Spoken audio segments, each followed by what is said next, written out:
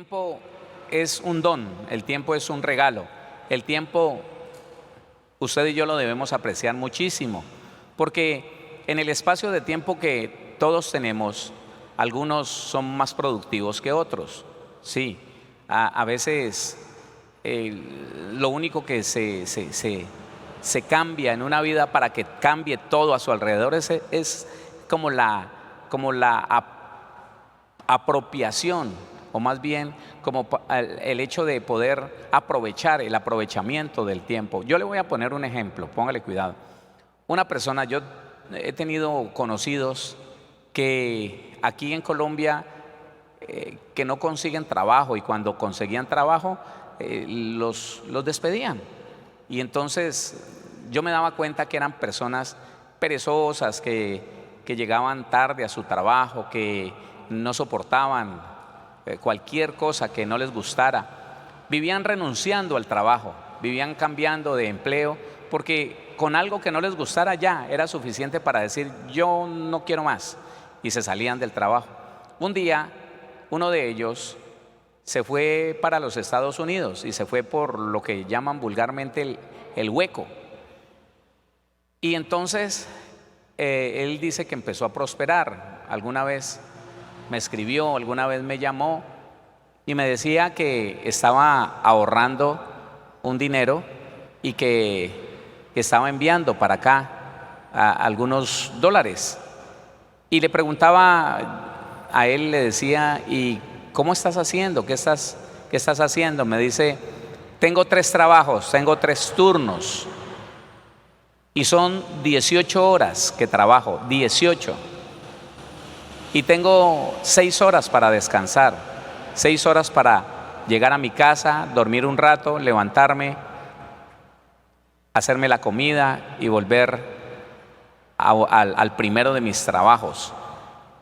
¿Qué cambió en él para que ahora estuviera prosperando? El hecho de que tuvo que, desplazarse a otros lugares, tuvo que ser como erradicado de su tierra, desplazado de su tierra, y ahora está trabajando como no trabajaba aquí. Eso pasó cuando yo era muy joven. Yo dije, no, yo voy a trabajar 18 horas aquí. Sí, es mejor trabajar aquí en la casa, aquí en el pueblo donde lo conocen a uno, y no irme por allá tan lejos arriesgándome a trabajar 18 horas. No. Y recuerdo que desde ese tiempo tenía como 22 años cuando determiné empezar a trabajar de día y de noche. Y fue como una solución al conflicto que yo tenía. Bueno, este trabajo que yo tengo casi no lo veo prosperar. Yo no conozco ningún latonero rico, ningún pintor de automóviles, nunca lo conocí rico. Y la verdad es que manejando el tiempo de otra manera y trabajando más fue muy diferente. Pero le quiero hablar es de lo que dice la Biblia. No le quiero hablar de otra cosa, sino de lo que dice la Biblia. Y vamos a ir directamente a Eclesiastés, capítulo número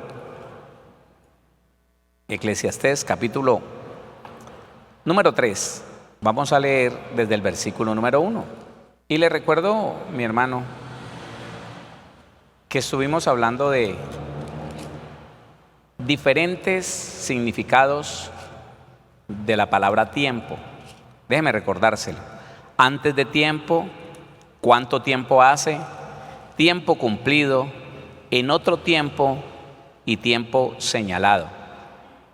Entre como 7 significados del tiempo quise extractar estos 5 para que de alguna manera nosotros seamos edificados, cómo el significado del tiempo nos puede ayudar a identificar a nosotros lo que estamos haciendo, lo que estamos viviendo. Déjeme decirle algo y sin ánimo de hacerlo sentir mal. Hay un concepto mundial.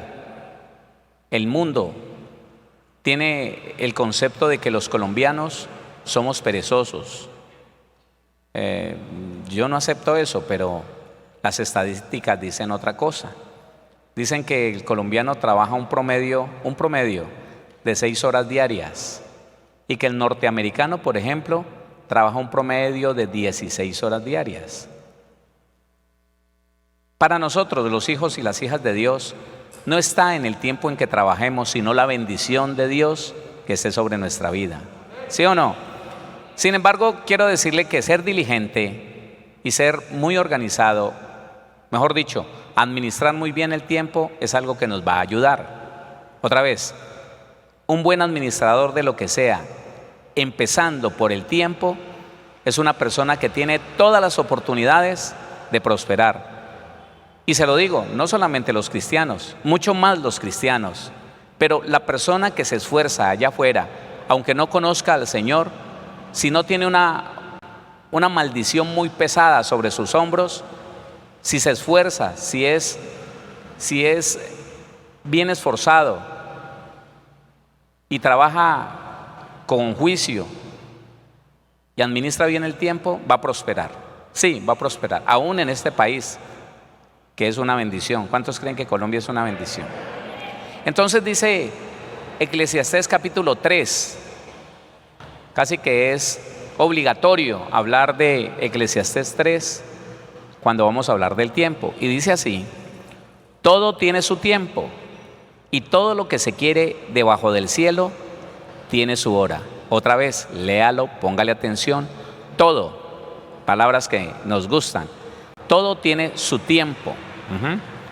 ¿Y sabe qué significa esta palabra tiempo? Que está en el hebreo. Recuerde, los significados que le di el día de ayer son del griego, pero en el hebreo, póngale cuidado a esto, significa, todo tiene su tiempo. Tiempo aquí significa yom, ser caliente, póngale cuidado, día, como las horas abrigadas de la salida del sol hasta el ocaso, o de un amanecer al siguiente. Significa también un espacio de tiempo definido por un término asociado, acostumbrado, anciano, andar, antiguo.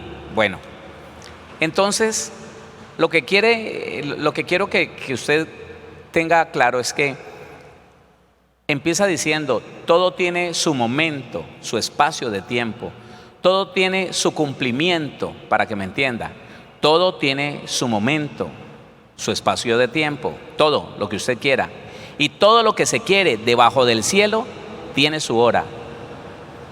Pero entonces medite por favor conmigo que no es sabio lo que nosotros hacemos, digamos que lo hacíamos, que nosotros lo que hacíamos era a capricho hacer cosas que queríamos hacer, en el momento que nosotros las queríamos hacer, cuando nos parecía que era adecuado. Me gusta ponerle ejemplos. Hoy en día el muchacho empieza a jugar al papá y a la mamá muy temprano. Los muchachos quieren empezar a tener romances y junto con el romance la relación sexual. ¿Desde qué edad? Ayúdeme con eso, ¿desde qué edad? Muy temprano, ¿sí o no? 14 años ya las niñas les parece que son muy adultas ellas, porque ya están formadas y exigen que por favor les dejen tener novio. ¿Es tiempo de novio a los 14 años? No, perdóneme, ¿es tiempo de novio a los 14 años? ¿Sí o no? No, señora, no.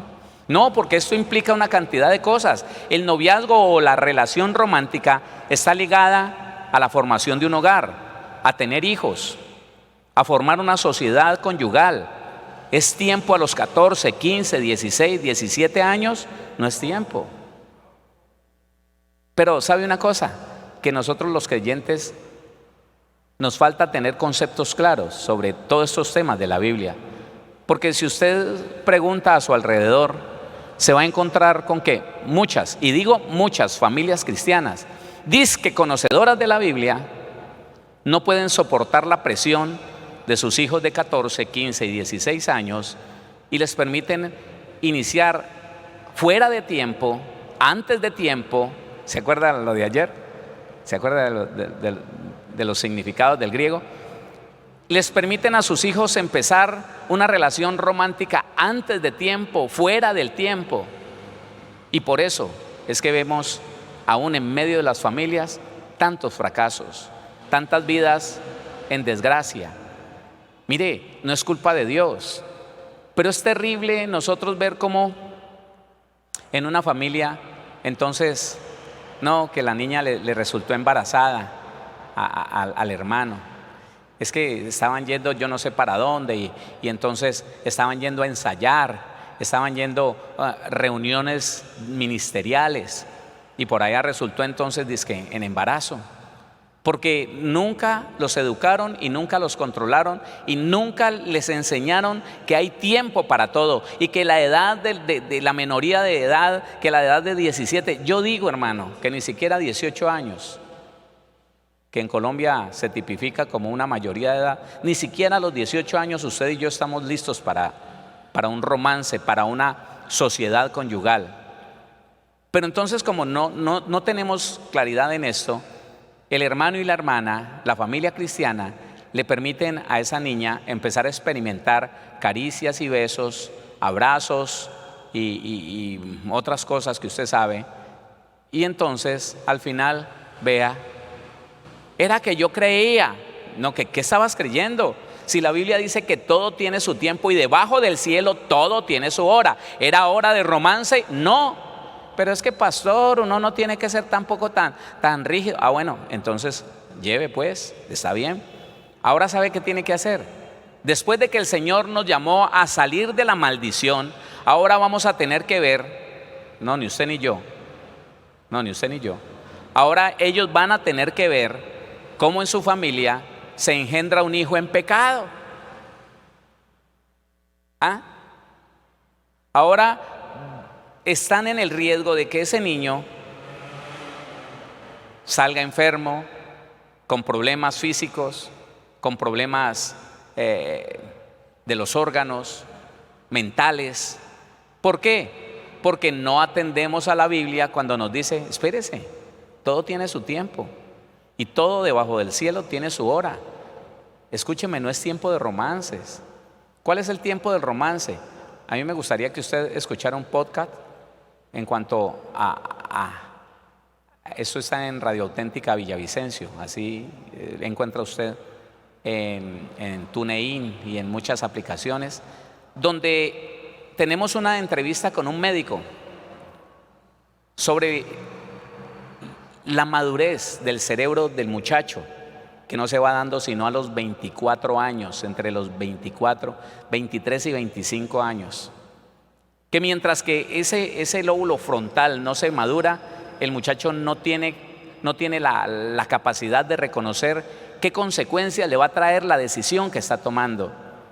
Así que permitirle a un par de muchachos que a los 17, 18 años empiecen a jugar, a ser el papá y a la mamá, a tener romances, hermano, eso es desgraciarlos a ellos mismos. Y si le enseñamos a esos muchachos, que nuestros jóvenes son muy inteligentes, si les enseñáramos con razones claras, bíblicas, pero también científicas, yo sé que ellos se cuidarían. Yo sé que ellos no quieren una desgracia para ellos mismos. Pero lo primero que necesitamos usted y yo es entender eso que está diciendo la Biblia. Entenderlo en la magnitud de que nosotros tenemos que reconocer los tiempos. El Señor Jesús dijo, mire, ustedes ven la siega blanca, el sembrado blanco, y dicen, ya es tiempo de siega. Saben reconocer el tiempo, pero no saben reconocer el tiempo de Dios, el tiempo del Señor, el tiempo en el que Dios quiere que hagamos las cosas. Y vamos meditando en cosas siguientes. Como cristianos deberíamos conocer el tiempo para hacer ciertas cosas, para aceptar en nuestra vida ciertas situaciones. El cristiano debería tener eso tan claro y tener la capacidad de reconocer cuándo es tiempo de adquirir algo, cosas tan sencillas como esa. ¿Cuándo es tiempo de comprar un pantalón? ¿Cuándo es tiempo? ¿Cuando se rompen los otros o cuando tengo con qué comprarlos sin tener deudas? A ver, dígame, ¿cuándo es tiempo de comprar una camisa? ¿Cuándo? Cuando tengo con qué comprarla sin quedar con deudas. Pero como no administramos bien el tiempo, muy seguramente no administramos bien el resto. No administramos bien el dinero, no administramos bien. No, Entonces nunca hay para nada, nunca tenemos para la camisa. Nos toca una camisa de 40,000 pesos, entonces pagar 80 por ella al que viene y se la deja a crédito. No es tiempo. Si usted no tiene con qué comprar algo, ¿por qué lo fía? Pastor, ¿y cuándo es el tiempo de viajar y de tener unas vacaciones? Cuando usted pueda ahorrar y tenga en su bolsillo el dinero para ir y darse sus vacaciones. Ahí es el tiempo para hacerlo. Pero ¿sabe qué? En medio de nosotros, que Dios nos guarde a usted y a mí, en medio de nosotros vemos cristianos con problemas de tarjetas de créditos, problemas de crédito. ¿Qué pasó? No, lo que pasa es que hace 2 años, hace 3 años, hace 5 años, me dejé convencer por mi esposa, por mi cuñado. Me dijo que los acompañara en una excursión, que los acompañara en unas vacaciones. Oiga, eso se terminó en una semana y la deuda tiene 4, 3, 5 años.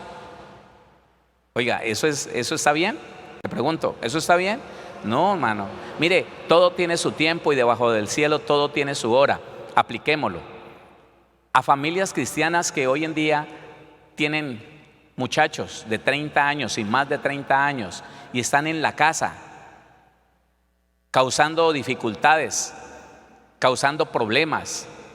Oiga, pero es tiempo de que ese muchacho estuviera viviendo solo, viviendo su propia vida, buscando su camino. Es tiempo de que ese muchacho entendiera que ya es una persona adulta, que tiene que tomar su rumbo y no quedarse ahí afligiendo a los padres, poniéndole trabajo a los padres. Y los padres no son capaces de decirle, bueno, mijito, mire, ¿sabe una cosa? Que entre tantas cosas que no me gustan de los gobiernos de Europa, en España, la demora es que el muchacho cumple 18 años y le están diciendo, ¿cuándo te vas? ¿Cuándo te vas? No, sí, yo te sigo ayudando en la universidad, pero vete a vivir allá cerca de la universidad, empieza a trabajar, empieza a producir. Creo que nosotros no estamos como preparados para eso, ¿no? Yo no estaría preparado para decirle a un muchacho de 18 años, del cual yo sé que no hay madurez en él, decirle váyase de la casa. Yo no estaría preparado para eso. Pero lo que le digo es que nosotros necesitamos un equilibrio, porque tampoco está bien que nosotros, hermano, la mamá se muere, el papá se muere y queda el niño de 40 años en una frustración horrible, gastándose el poco dinero que le dejaron al papá y a la mamá, frustrados, con depresión nerviosa, inútiles porque el papá y la mamá nunca encontraron el tiempo adecuado para decirle, haga su vida, conviértase en una persona responsable, conviértase en una persona que busca su rumbo, que forma su hogar y hace su propia vida. Hermano, en la antigüedad a nosotros de 12 años ya nos estaban diciendo, bueno, usted tiene que saber que un día va a conseguir mujer, usted ya puede sostener una mujer y uno con 12 años, acababa usted de terminar el 5º de primaria y póngase a trabajar que aquí necesitamos es que produzca dinero. Pero entonces es el equilibrio, hermano, es el equilibrio. ¿Sabemos reconocer los tiempos? ¿Sabemos reconocer cuándo es tiempo de algo? ¿Sabemos reconocer o no? Mire, hermano, yo quiero decirle, por mí, yo llegué a pesar, bueno, muchos kilos, era así, y yo no sabía en qué tiempo tenía que dejar de comer. Escúcheme, porque era una persona impía, una persona inconversa, una persona que no entendía. Y mi familia es con tendencia a la gordura, pero yo con 28 años y pesando por encima de los 80 kilos, pero ¿sabe qué? Nada me valía.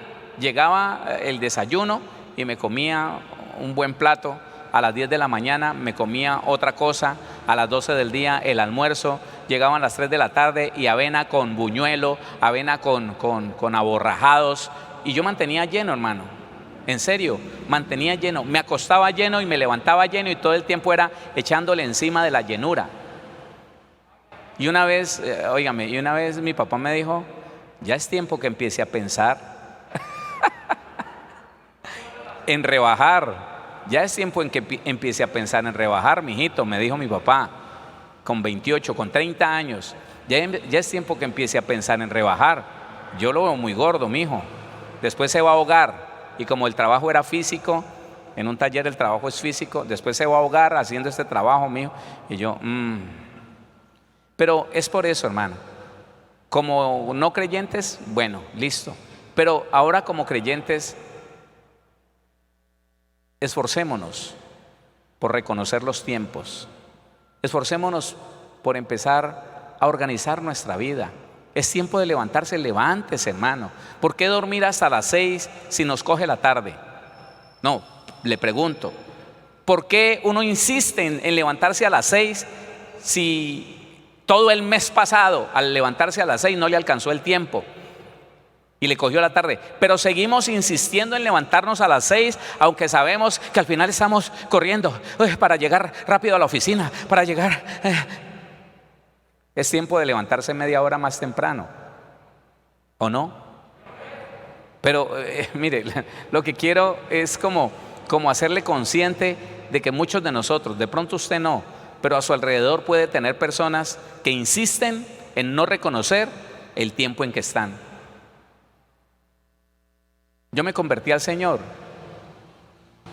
insistí en no reconocer que tenía que, que tenía que reducir mis gastos. No, yo imagínense, orquesta, dueño de orquesta, socio de mariachi, mi sueldo era como el sueldo de un ministro de la República, claro, con una empresa metalmecánica. Yo tenía en ese tiempo servicio hasta de teléfono fijo, servicio de despertador, servicio, una cantidad de cosas.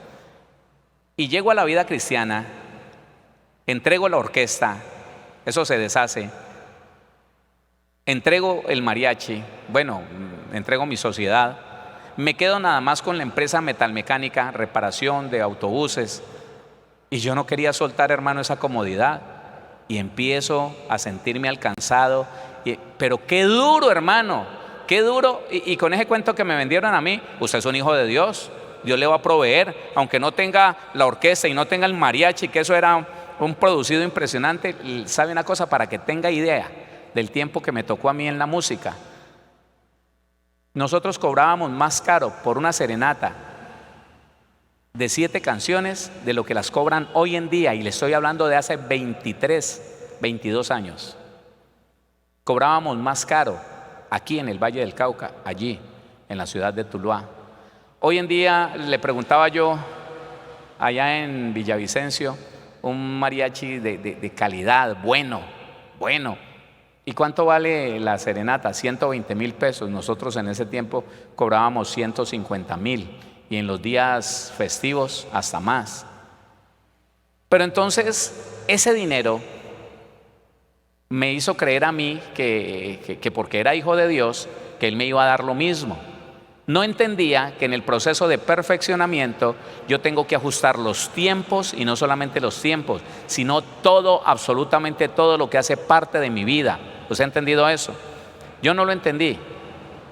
Y hermano, empecé con 8 meses de cristiano, empecé a batallar con unas deudas impresionantes, porque no reconocí que era tiempo de reducir gastos, tiempo de no seguir en la misma comodidad, porque qué tal, yo no llegué a la vida cristiana para aguantar hambre. No, es que yo soy un hijo de Dios y Dios me va a proveer, queriendo obligar a Dios que me diera, yo no sé de qué manera, que me enviara del cielo en una canastica todo el dinero que me ganaba cuando tenía los grupos musicales, hasta que Dios me tuvo que hablar y me tuvo que decir: no es tiempo de seguir en ese derroche.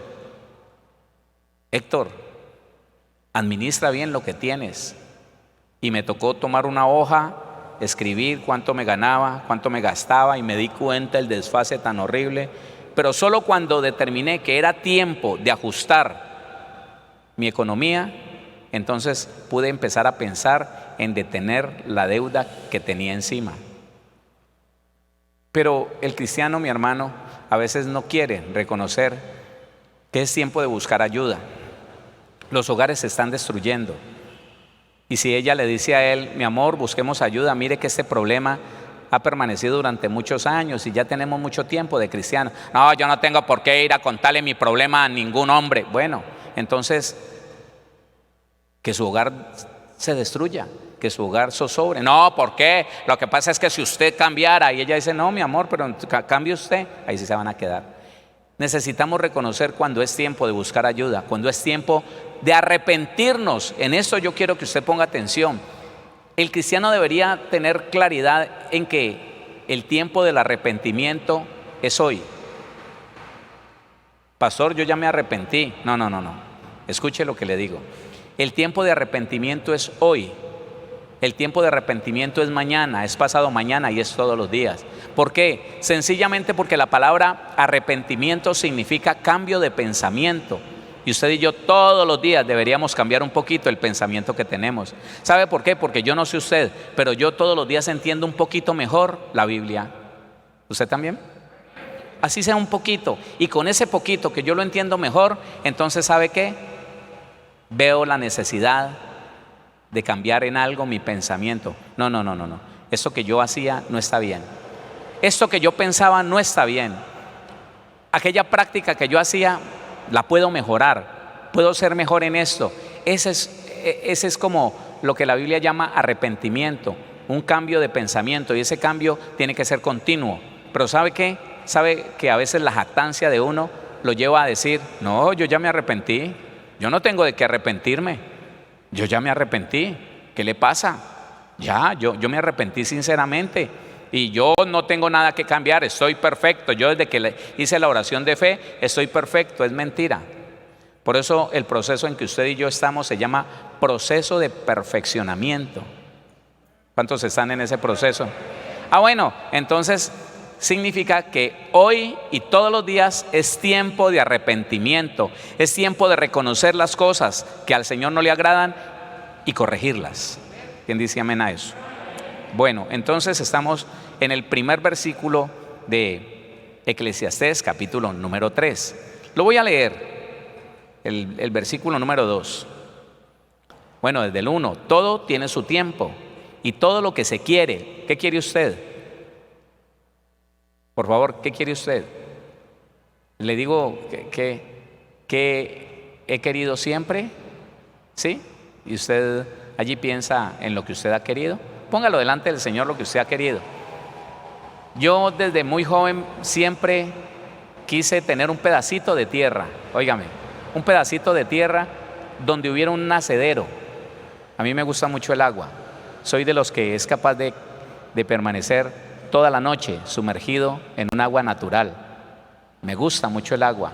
Y yo siempre desde joven quise tener un pedacito de tierra donde tuviera una casa para mi familia y un nacederito por ahí así, para hacer un huequito y que se llenara ese huequito y sumergirme ahí unas buenas horas. Pero hasta el día de hoy sé que no ha llegado la hora y espero que cuando llegue la hora y el momento yo lo pueda ver y pueda determinar, es la hora. ¿Sabe por qué? Porque cuando llegue la hora ni va a significar una deuda para mi vida, una carga o tal vez una distracción para dejar de trabajar para la obra del Señor y entonces empezar a estar a toda hora de vacaciones. No. ¿Qué quiere? Eso que usted quiere tiene su tiempo. Que el Señor te permita saber cuándo es el tiempo. Porque cuando aceleramos el tiempo, cuando cambiamos el tiempo, y en eso está el fracaso de muchos buenos cristianos, porque saben lo que quieren, pero no saben en qué momento tomarlo. Todo tiene su tiempo y todo lo que se quiere debajo del cielo tiene su hora. Entonces vemos cristianos que se apresuraron en el momento de adquirir la casa, porque el Señor les dijo, te voy a regalar una casa. Y ellos pensaron que era adquiriendo créditos y aún créditos a través de alterar documentos, información, que se ganan 5 millones de pesos y fueron a decir que se ganaban 7 para poder que le hicieran el crédito para esa mansión que querían. Y entonces en poco tiempo están alcanzados, en poco tiempo ese crédito se multiplicó en intereses. Dios quiere que tú le digas, ¿qué quieres? ¿Sabe qué dice el Señor en el Evangelio de Juan? Hasta ahora nada habéis pedido en mi nombre. Eso dice el Señor. Lo que ustedes me han pedido, eso no es nada para mí. Hasta ahora nada habéis pedido en mi nombre. Pedid pues y recibiréis, para que vuestro gozo sea cumplido. Pero déjeme decirle algo, usted tiene que saber el tiempo en que Dios se lo va a dar. Para que no termine como muchos creyentes que dicen: mire, pastor, me embargaron la casa, no pude seguir pagando. Eran unas cuotas muy altas, esos bancos son esto. No, espérese. ¿Por qué el banco te prestó si no tenías el sueldo adecuado para pagar una cuota tan alta? No, es que el asesor del banco me dijo que le pusiera algo más ahí.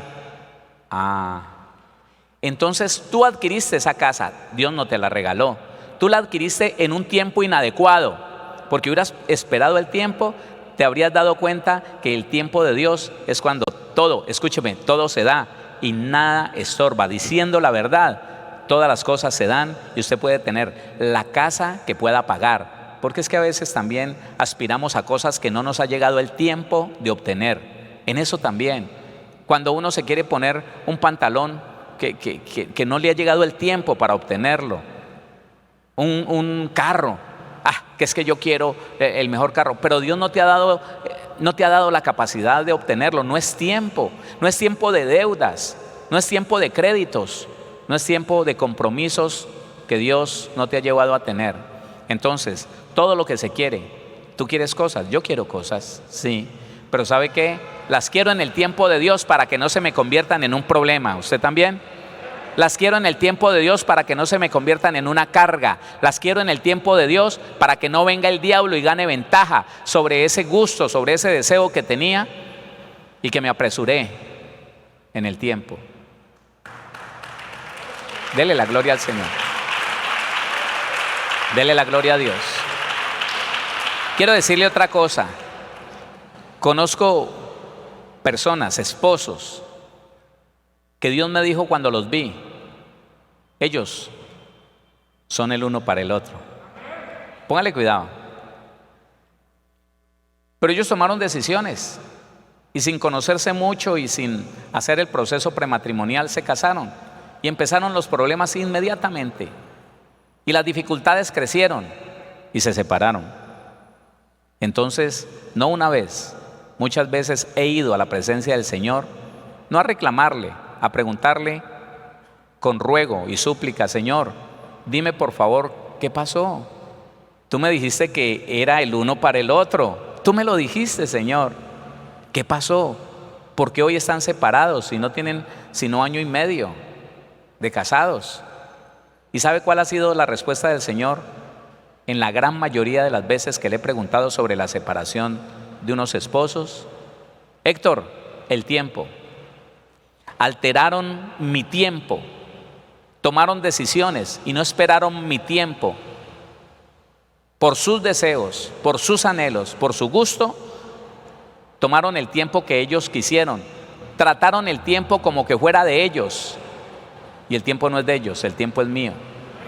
Entonces, cuando usted y yo, cuando alguna persona altera el tiempo de Dios, ¿el tiempo es de quién? Cuando alguna persona altera el tiempo de Dios, no puede esperar nada bueno. Cuando nos apresuramos a adquirir cosas que Dios no nos ha dicho, adquiérala, solo por el tiempo. Impresionante que 2 personas que hayan sido diseñadas el uno para el otro, 2 personas que Dios tenía como propósito en su diseño eterno unir, no puedan vivir. ¿Sabe por qué? Porque alteraron el tiempo, porque no esperaron al tiempo de Dios, porque no esperaron que el Señor aparejara todas las cosas para poder empezar en un tiempo adecuado, en un tiempo determinado, una buena vida. Y muchos de ellos, gracias a Dios, el Señor me ha permitido hacerles caer en cuenta de esos, llevarlos en un proceso de conocimiento, de restauración, y entonces que vuelvan otra vez a unirse con un pensamiento diferente, o sea, arrepentidos, con un pensamiento diferente, con un concepto diferente, con el conocimiento el uno del otro que no tenían cuando se casaron por apresurados. Y sabe una cosa, mi hermano, en la iglesia aquí en las congregaciones cristianas de todo el mundo, hemos colaborado con muchas personas que alteraron el tiempo de Dios. ¿Sabe cómo? Tomamos un versículo bíblico y le decimos, bueno, no mucho tiempo, no mucho tiempo de novios, no, eso con 3 meses es suficiente, eso es mejor que se casen en vez de que estarse quemando. No, hermano, no, porque el problema es que si se casan sin conocerse, ¿qué problema, hermano? ¿Qué dificultad? No se van a soportar, aunque hayan sido diseñados el uno para el otro, se tienen que conocer y tienen que acoplarse. Hay procesos en la unión de un hombre y una mujer que no se conocían y que tal vez ni se conocieron antes de casarse. Hay procesos.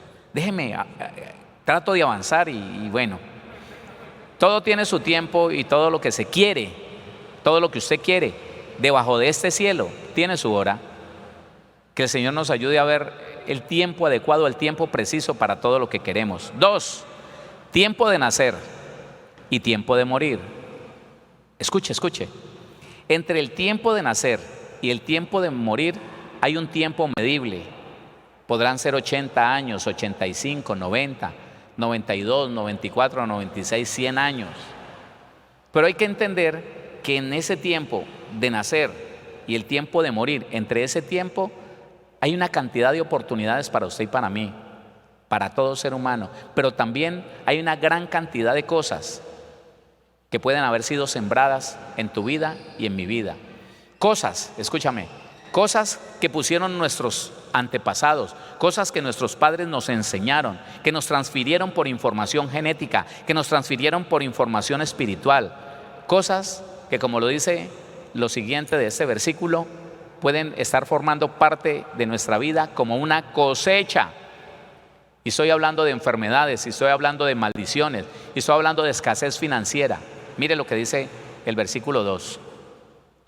Tiempo de nacer y tiempo de morir. Tiempo de plantar y tiempo de arrancar lo plantado. Entonces, yo lo llevo al Nuevo Testamento, ¿para qué? Para que podamos entender. Gálatas, capítulo número 6. Gálatas, el capítulo número 6, el versículo número 7. 6, 7 de Gálatas. Dice así: no os engañéis, Dios no puede ser burlado, pues todo lo que el hombre sembrare, eso también segará. Si un padre siembra en su hijo rechazo, ¿qué va a cosechar? Bueno, y si le transfirió una información genética de enfermedad, ¿qué va a tener que ver en ese hijo o en esa hija? La enfermedad que él le transfirió, porque nosotros nos multiplicamos en nuestros hijos. Entonces, quiero decirle, creí que me iba a rendir más esta semana, que pudiéramos avanzar más, pero gloria a Dios por el tiempo, amén. Entre el tiempo que usted nace y en el tiempo que muere, hay cosas que fueron sembradas en tu vida, cosas que tú sembraste en otras personas. ¿Por qué? Y eso es algo que pongo en tu consideración, a consideración de todos ustedes. ¿Por qué no interesarnos en mirar qué fue lo que fue sembrado en mi vida? ¿Qué fue? Cuando yo hice esto, me di cuenta, hermano, que por cultura, por tradición, por familia, en mí se había sembrado muchas cosas. En el tiempo de la niñez se me sembró un pánico, un terror. Hermano, era impresionante que yo de 35 años llegábamos a un lugar a presentarnos con la orquesta y me sacaban un micrófono y me decían: don Héctor, usted como dueño de... Uy, hermano, era tanto el pánico que me daba ira y que me provocaba hacerle comer ese micrófono porque me daba pánico, hermano, porque me temblaban las piernas, porque me daba dolor de estómago y hasta diarrea. Y eso me fue sembrado, ¿sabe por qué? Porque cuando yo escuchaba con 5, con 6, con 7 años, Héctor Fabio, yo temblaba y me orinaba, porque yo sabía que cuando mi papá decía mi nombre completo, me ardían los pies, hermano. Me ardían, era un juguete ahí dándome. Y entonces yo empecé a entender. Fue sembrado en mí el pánico, el temor. Fue sembrado en mí la percepción de injusticia, la ira con que yo crecí, no, y la ira que cualquiera de nosotros pueda tener, es el resultado de una percepción de injusticia. Y yo empecé, hermano, como lo dice la Biblia, empecé en la presencia del Señor a arrancar todo lo que había sido sembrado en mí. Ese temor, hermano, era tan terrible. Mire, le cuento, Mónica ya había nacido, o sea, yo tenía unos 23 años, no, tenía 25 años. Cuando yo a solas, 12 de la noche, solo, no había nadie a mi alrededor, nadie. Y yo nombraba así con voz audible, sentado, yo decía, Héctor Fabio, y me estremecía, me daba un miedo. Yo decía, ¿pero por qué? Y me daba ira, hermano. Y me iba por allá para la orilla del río solo, y me sentaba en una piedra, ahí en el río, y volví y decía, Héctor Fabio, y me estremecía. Era un pánico, hermano, escuchar mi nombre así, y yo nunca tuve solución para eso. Después de los 36 años, cuando conocí al Señor, entonces ya el Señor me dirigió y me dijo, en ti fue sembrado ese temor, ese pánico, arráncalo. ¿Cómo lo arranco? Cuéntame qué sentías, cuéntame ese temor que te invadía, cuéntamelo. Y es como que nosotros lo arrancáramos de aquí y se lo entregáramos a Él. Señor, escuche esto, cuando usted le confiese algo al Señor, tenga confianza, primero, que Dios lo está escuchando, y segundo, que si le está contando algo con que usted fue afectado, ofendido, dañado, el Señor recoge esa ofensa, escúcheme, recoge esa ofensa, recoge ese daño y te sana el alma, te sana el corazón. Y si de pronto, dale la gloria al Señor, dale la gloria a Dios. Escuche, mi hermano, y si de pronto es un pecado que cometiste, es algo terrible, no te dé pena. Cuéntaselo con detalle al Señor y cree que mientras tú se lo cuentas con voz audible, estás arrancando de tu vida el sentimiento de culpa, el pecado, y se lo estás entregando a aquel que es Señor de todo. Cree que el Señor recoge tu pecado, óigame, recoge tu culpa y te justifica a través de la sangre de Cristo que está sobre ti, y puedes quedar tan tranquilo sabiendo que has sido perdonado. ¿Por qué? Porque arrancaste de tu vida algo que fue sembrado. Otro día vamos a tener tiempo de desarrollar más este tema. Pero llévate esto bien claro en tu vida. Hay tiempo ya, fue tiempo de sembrar en ti algo, listo. Pero también reconoce qué fue lo que sembraste en tus hijos. A veces nosotros no. Los no cristianos, a veces les es difícil reconocer lo que sembraron en sus hijos. No, que va, lo que pasa es que usted era muy fregado, por eso yo lo traté así. Mamá, usted me maltrataba. Mamá, usted me daba golpes en la cabeza. No me venga, olvídese, usted era rebelde. No, reconozcamos. Sembramos en ese niño injusticia, maltrato, odio. A veces las madres y los padres, ¡uy! Es que me provoca. Y no quieren que de 12, 13, 14 años se vuelvan unos rebeldes impresionantes. Pastor, ore por él. ¿Usted quiere que yo con una oración le arranque la rebeldía que usted en 14, 15 años le sembró? No, hermano. ¿Cómo se arranca eso? Tiempo de plantar y tiempo de arrancar lo plantado. ¿Cómo se arranca eso? Con confesión. Venga, hijo, yo le reconozco muchas cosas. Venga, que yo tengo que reconocer que por mi ignorancia fui mal padre, que lo maltraté, que lo grité, o por el contrario, que nunca me preocupé por corregirlo, que lo maleduqué, lo sobreprotegí, y eso es hasta peor que el maltrato. Pero reconocerlo, mire, he visto el resultado tan poderoso ante hijos que se les reconoce. Lo maltraté, hijo, lo rechacé, sentía una ira cada vez que usted hacía algo malo, y desahogaba esa ira golpeándolo. Lo reconozco que fui un ignorante, y el muchacho llorando ahí, escuchando eso, está siendo arrancado ese daño mientras que le confesamos. ¿Sabe qué dice la Biblia? Santiago 5:16, confesaos vuestras ofensas unos a otros y orad unos por otros para que seáis sanados. Esa mala semilla que se sembró se arrancó con la confesión, y entonces ahora hay sanidad.